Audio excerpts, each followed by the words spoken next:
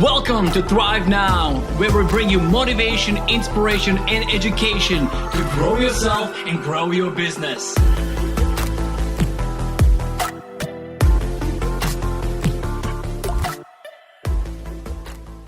Welcome to another episode of Thrive Now, where we help you elevate your personal and business lives by bringing incredible people. And sometimes it's just me talking, but most of the time I try to bring some brilliant people because I cannot know everything. And today I have an amazing guy based here in Los Angeles right now. This is where he lives. Derek, he's the founder and CEO of a company called UpSonder. And it's like Airbnb for drone pilots. So he has pivoted a little bit with this company. We'll get to that. But it's a very, very exciting time to be in this business. And I thought, this guy has overcome so many challenges and he has built something incredible. Let's bring him onto the show and share all the wisdom. Yeah. So, welcome to the show. Thank you for having me. This is actually really a great idea, and I love being on the show. So I appreciate everything that you're doing. But UpSonder is, just like you said, the Airbnb for drone pilots. So it's a marketplace in short form. Mm-hmm. We have pilots, thousands of pilots in 1,000 different cities across America. We're headquartered here in Los Angeles. And what we're doing is we're collecting aerial data for businesses. So we do projects for large oil and gas companies like ConocoPhillips, Chevron, Twin Eagle.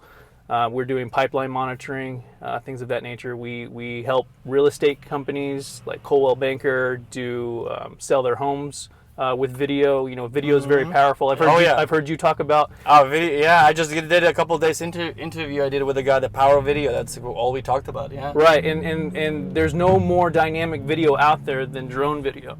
So it's a very lucrative market, and we help industry, we help businesses get access to aerial data, which is basically flying pictures, you know, from a bird's eye angle or a video. And then we even take that video or those pictures and we do something special with it, and we can create these great 3D maps. We can do heat signatures on it. We can do a lot of data analysis with that, which is helpful to the client. But so could I use your platform to find somebody, let's say, help me fly a drone around my car and like for my show? Or that's not really your target? It is. You know, it's anyone can. The main important thing that you want to make sure that you're doing that most people don't know is that if you're using drone video in any form or fashion to help with your business, we're basically monetizing. It's going to help, you know, promote you. It's going to help sell a product. It's going to help, you know, analyze a site, and that's going to in turn at some point in the future return a revenue to you.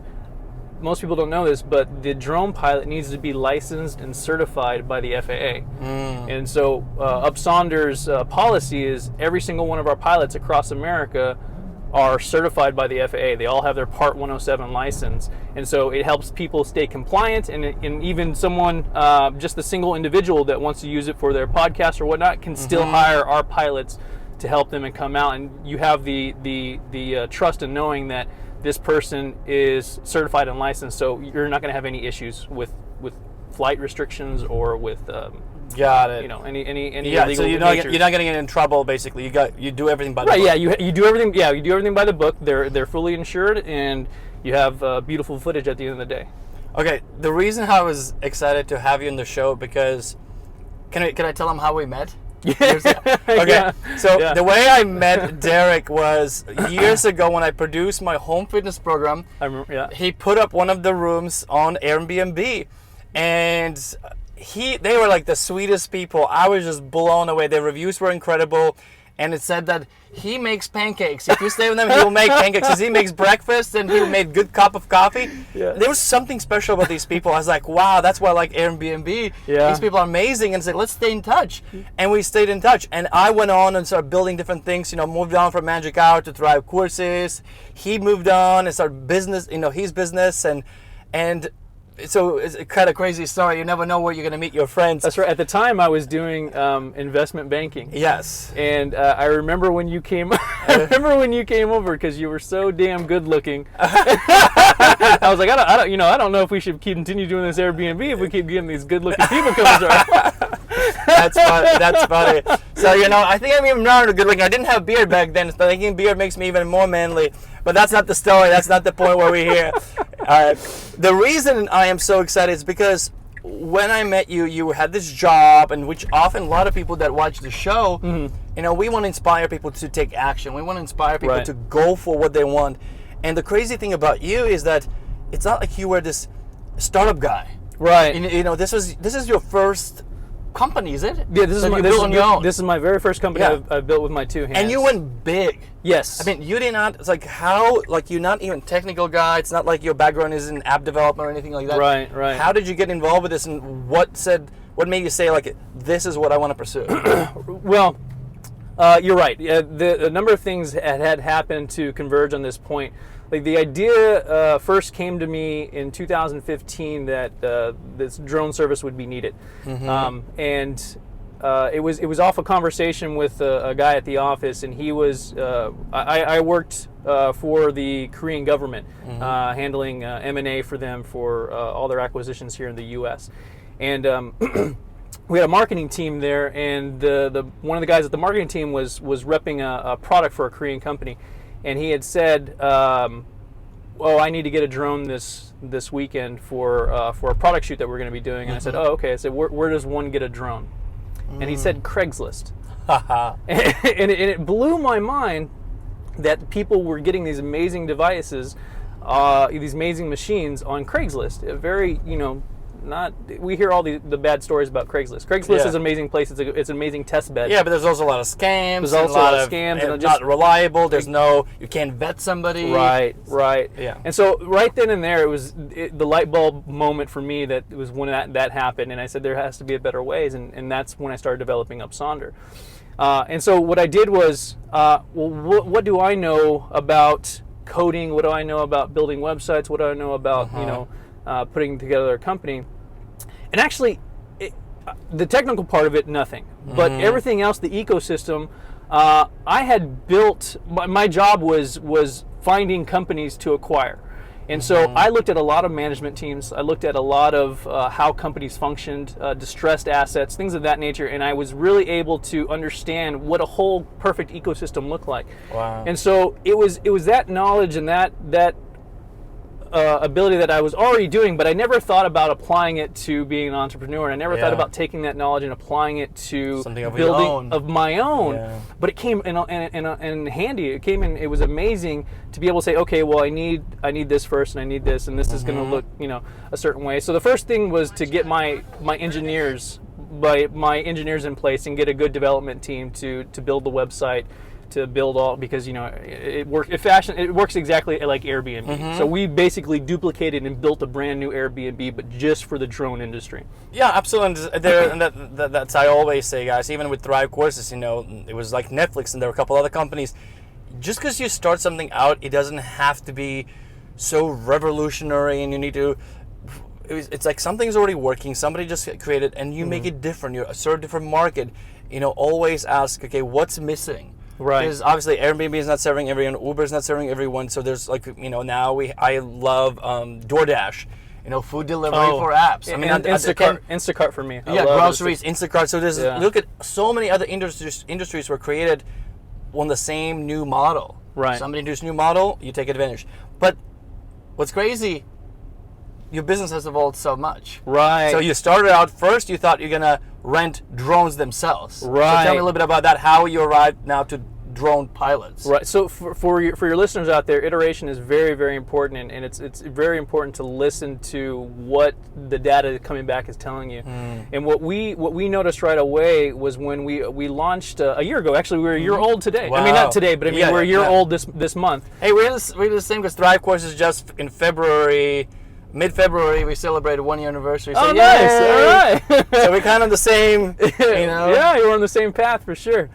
But when we first started, we noticed that the idea was to get drones into the hands of the everyday person, because they're such an amazing device, and the modern day kite flying, and I fell in love with them, and I knew that everyone else would if given a chance to have access to them. Oh, absolutely. But one thing that I didn't anticipate, that our team didn't anticipate, was that the intimidation factor, and then also there's also people saying, I don't necessarily need to fly a drone, or I don't have the urge or need to want to fly a drone. I need what the drone can give me. The footage, the data, the data. And they said also, we need someone to do this for us. And so we started seeing on the bookings, way more bookings were happening for people that were offering their services than for the actual drone itself. And so then what we started doing is we shifted to drone pilots, and then we catered and we changed our marketing scheme, and all we do now is you can still rent a drone at UpSonder. So if you want to rent a drone and you need it for something and you know how to operate a drone, you can do that. But we don't focus on that. We don't really market that. We really focus on the drone pilot itself. So we took that information and we switched our marketing plan, and we opened up and we got beautiful clients and things of that nature. Awesome. And something that I actually haven't seen Derek in a while, and this is actually news to me.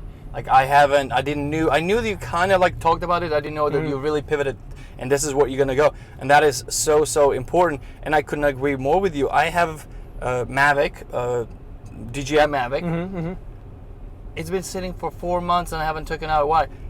Is the time, the learning, I have to learn. So I have a team. I have a guy on my team. He owns one and he flies for me. Right. But I haven't done it myself. I'm busy. I don't know. I have to watch some tutorials. Right. It's so much time. But like you said, people really want just a cool, awesome footage. Right. Exactly. That you can go and get done in 1 hour. Like I would give you the opening for this episode actually on YouTube is shot by a drone,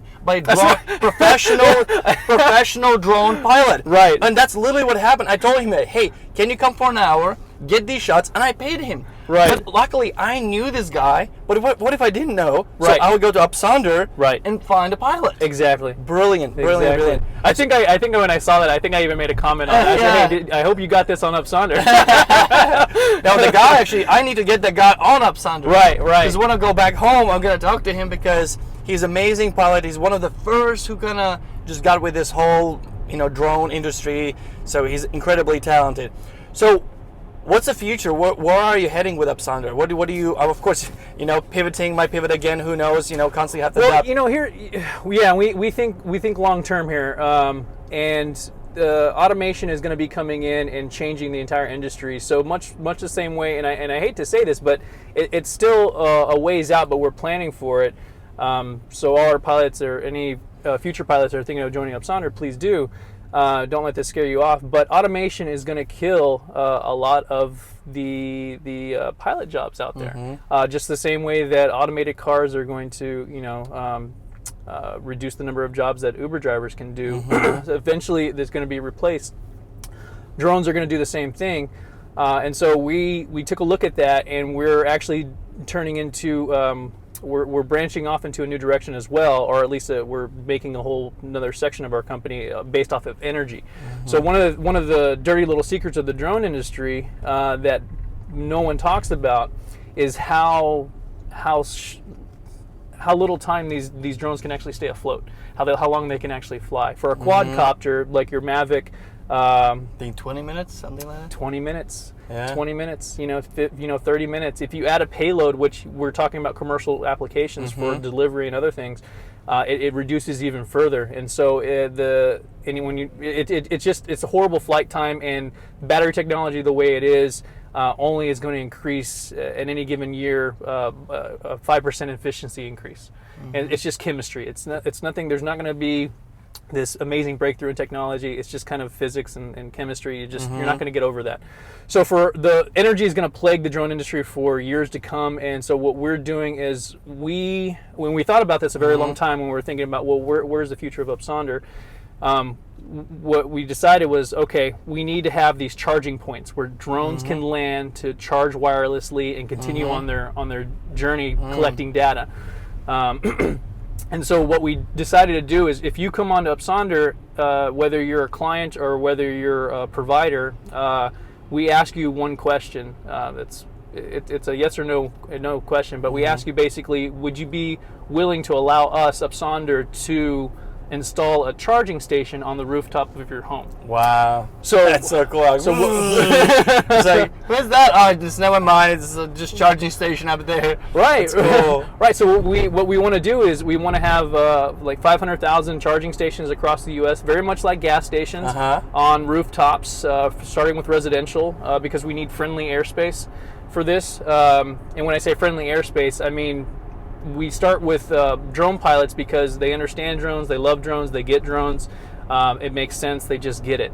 And so the public things that we battle with day in, day out with our company is there's a group of people who either really like drones, or there's people who just hate drones and think it's an invasion of privacy, or they have this association with military application, and they have a very negative viewpoint. So for the drone industry to be able to take off in the way it needs to, we need to start with real estate or property where the owner has a very positive view of drones, and so we call that friendly airspace, and those are our members. And so out of the members that we have a certain data set that says I want this on my rooftop, and what we plan to do in the future is build this network out, this drone energy charging network, provide it to companies like Amazon, FedEx, that they can buy into the network, and their drones could then charge and extend their range to serve more customers. And then we profit share with the actual homeowner. So it's like having this money maker on your roof. Additional stream of revenue. That's fantastic. Right. Wow, that's incredible. So again, often when we hear like your company, if nobody knew your story, it just seems just so wild. Like how do you even begin? Right. And what I'm trying to do, I try to break it down and make it simple. Can you kind of take a step by step? So it's been, you said you celebrate 1 year anniversary, right? Right. But would you obviously did some pre-work before you actually officially launched? Oh yeah, I mean so how does one just take me through the steps kind of pretty quickly? Like first you get the idea, right? What's then? Like how do you take it from an idea to where you are right now? Okay, I'll get very step by step technical of what we actually did. It started with just an idea, and the day that I had that idea, I went and incorporated right away. So I went and I literally went to LegalZoom. Okay. I used LegalZoom to incorporate and kind of get that officially started. And I had known from, and this is just a tip to anyone that's going to incorporate. A lot of people say, well, where do I incorporate? Delaware.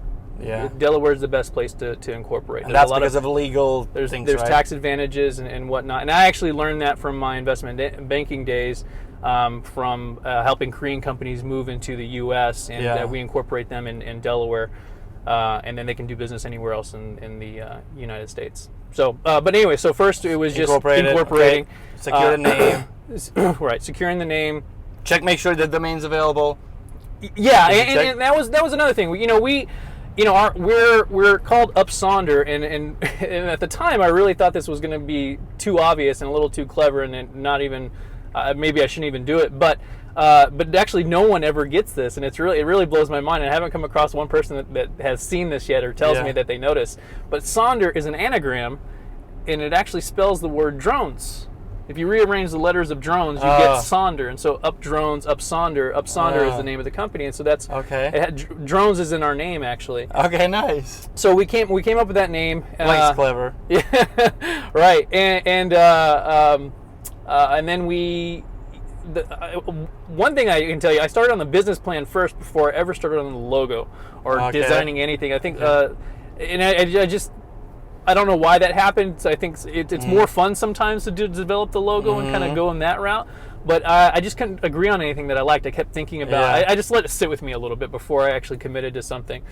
But I started writing the business plan and coming up with what was we take transaction. The way UpSonder actually makes money is we don't charge anything for our members. It's free to join, free to list. And we take a transaction of each percent of each transaction, and that's how we make money.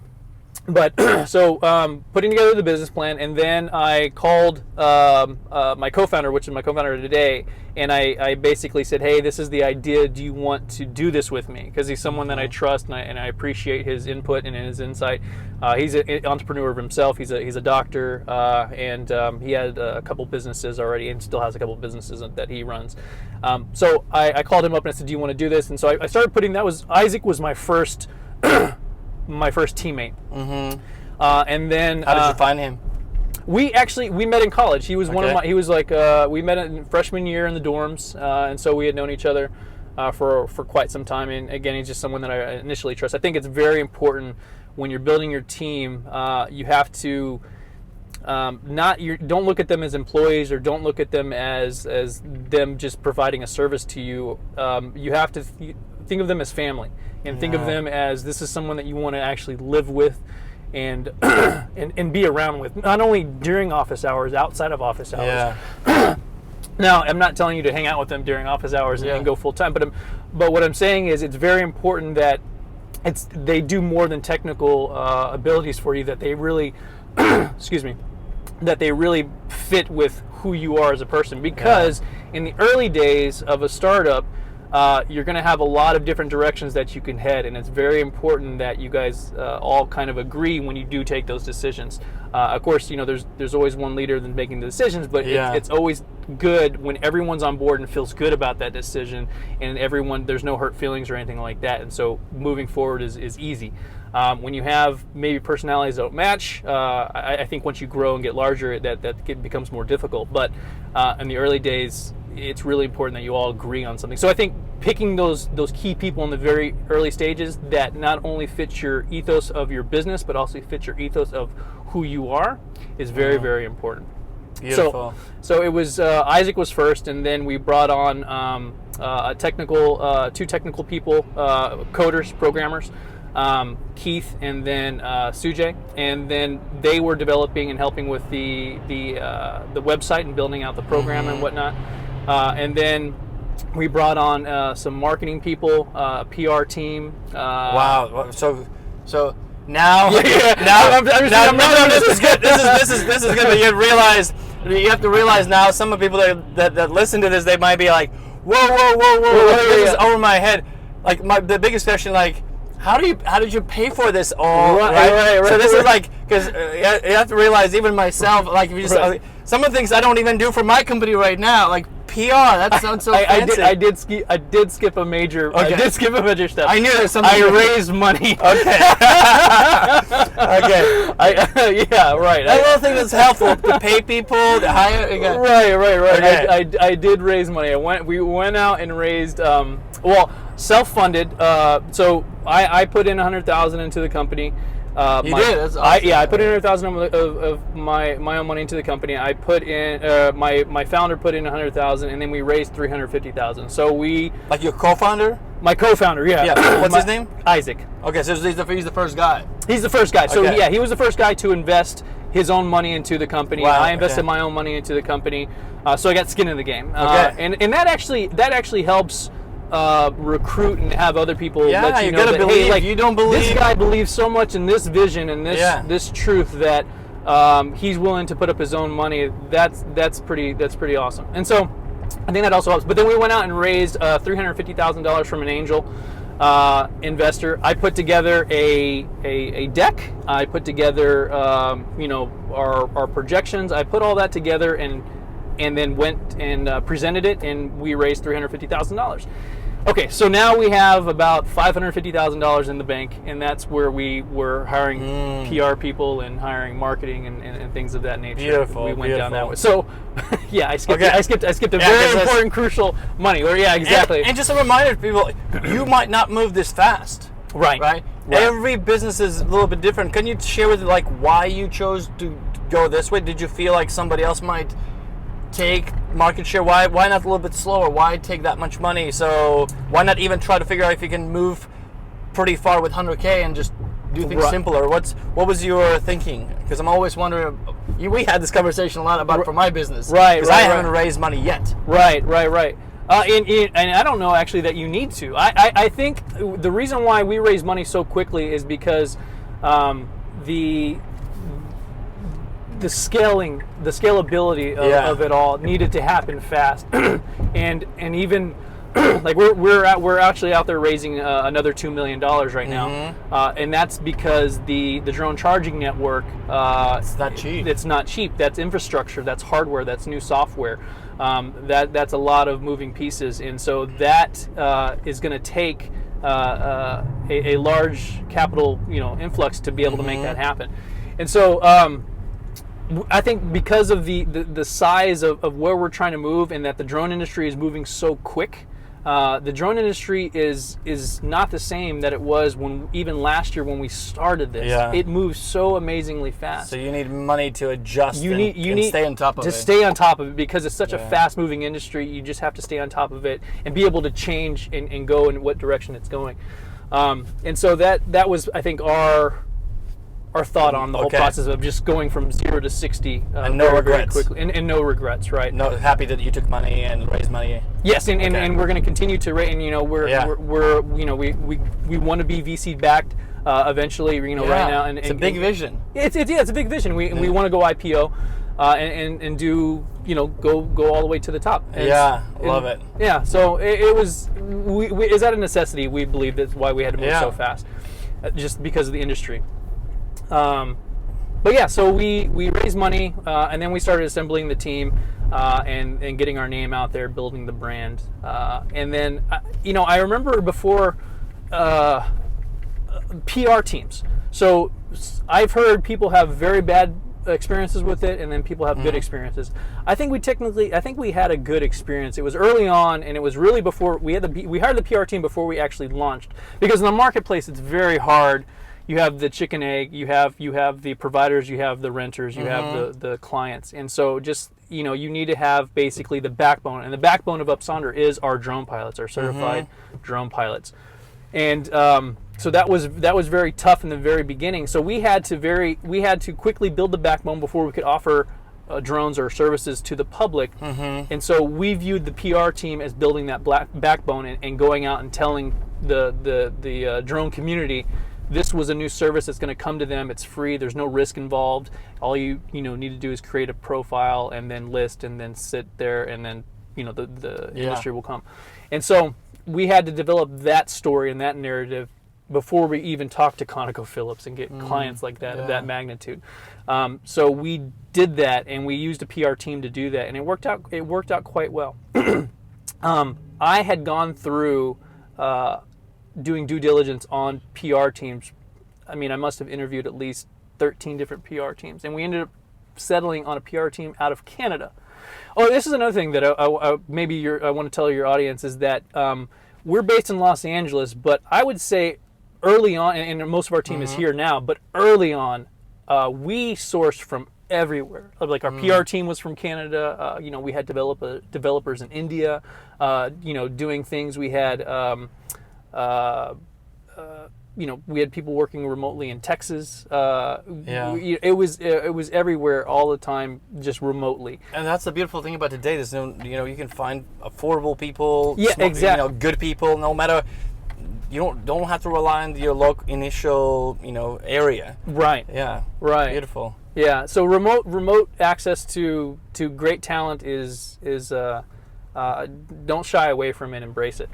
And I think it's very helpful in the early days. So now I was vetting the PR teams, and then I finally settled on this one, and it was a team of 5 strong, independent women, and they did, I think, the best job out of anyone that I could have hired. I'm so happy with them, and we did for about a year contract, and then that served their purpose, and then we switched and actually we hired an in-house PR person. So now and his name's Joseph Fennedy, and we call him Fennedy. He's got the greatest last name, but he's a lively bunch himself, and but he handles now all PR and social media and stuff for UpSonder. But initially we did start with a third-party PR team, and had them focus on a very specific task, and then did that, and then now we have that was a good investment in your opinion. Right. Yeah. Beautiful. But I hear other people that have really bad experiences. Normally PR teams don't return what you think they need to return to the company. It's kind of a hard metric to gauge sometimes. Would you mind saying the PR company's name, or should we put it like just in a link in the bio, maybe description later, if there's somebody's interested? So the company's called Onboardly. Onboardly, but they have since stopped. The CEO of the company, she has now built a new company. Okay. And she does, and this is great actually. And we still talk. I just saw her. She does things on Facebook as well. And I think her and her husband. She's married to a very well-known entrepreneur and tech investor. I can't remember his name at this point, but I think he's well known in Canada. But anyway, I think they now live down in San Diego, and she's doing a family education on entrepreneurship to teach kids, to teach children how to be entrepreneurs. Wow. So, and I think that's great because that's definitely an underserved market, and that's something that when my daughter becomes of age, I'm actually raising her to be a code developer. Computer programming is really the future. Automation, artificial intelligence. I mean, that's the future that my daughter's going to live and grow in. So she needs to be able to thrive in that environment. And so we're putting her on that path. But very much so, I would very much love to have her start teaching her entrepreneurial skills and how to build a business and things like that. And this is what this is what her name is Renee. This is what Renee does, and she teaches families how to teach their kids to be entrepreneurs and think for themselves and go down that path. Love it. Look, even she's evolving, she's changing, she's, everyone's, that's the thing, we guys, when you're listening to this, just don't be afraid, if you know my story, even like getting here, it's like you always evolving, things are changing, and that's one thing one thing that will be happening is change. You just have to just go with the flow and constantly adjust and change. If you don't change, you'll be dying. And it's even, look at your business. It's incredible. So now for the final kind of part of the interview, I want to switch a little bit to you as a person. Not so much your business. What keeps you going? What motivates you? You get up every day. Obviously, not there are better days. Some days are better than others. How do you stay focused? How do you motivate yourself? I like people. It's about the interacting with people.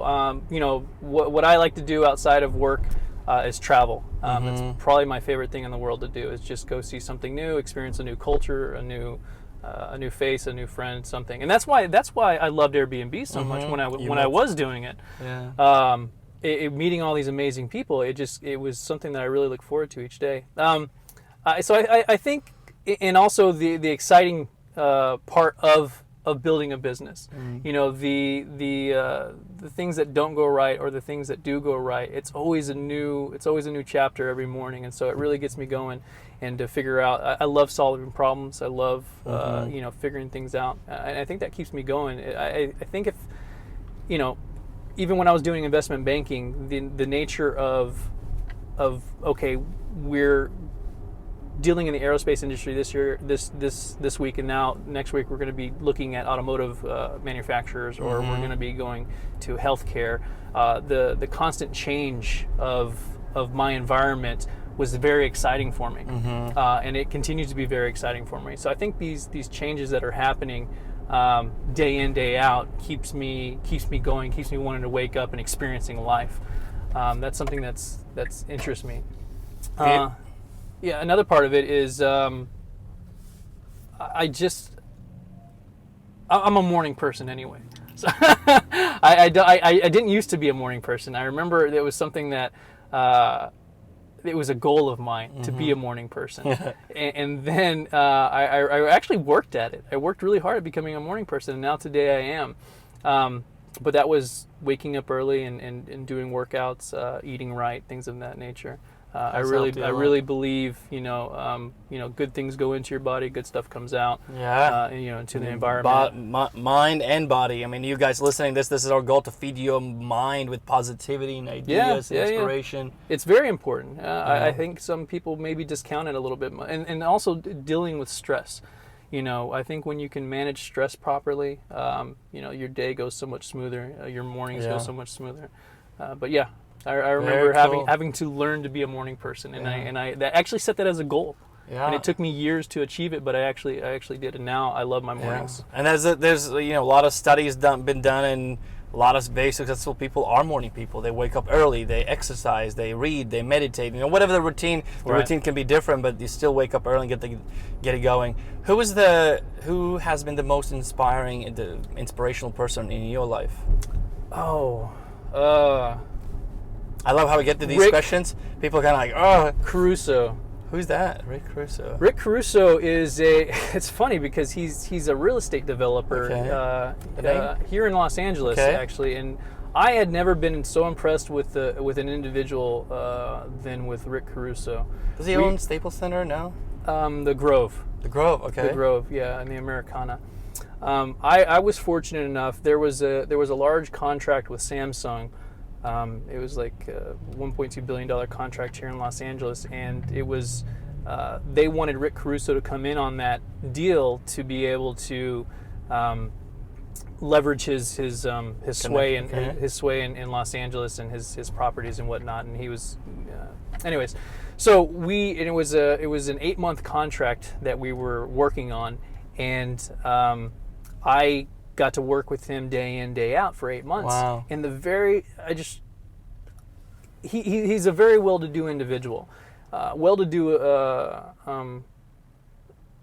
just impressed that because of his stature and how well-to-do he is, that he really made time for every single person in that room. And it blew me away. It just blew me away. And he made time for me too.